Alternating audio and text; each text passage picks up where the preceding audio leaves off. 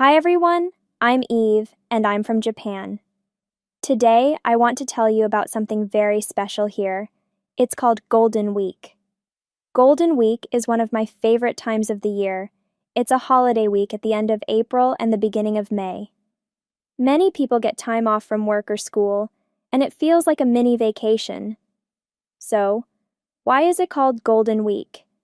Because it's long, it's special, and for many people, it's the best time to relax or travel. It feels golden. Let me tell you about the holidays. April 29th is Showa Day.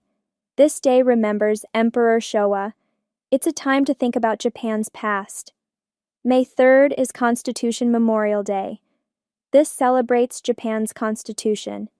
It started after World War II. May 4th is Greenery Day. This is a day to enjoy nature. I like going for walks and seeing fresh green trees. And finally, May 5th is Children's Day. Families celebrate children's health and happiness. You'll see colorful carp streamers called koinobori flying outside. I used to love seeing them when I was little.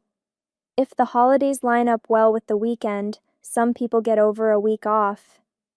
Trains, airports, and hotels get really busy during this time, so it's good to plan early.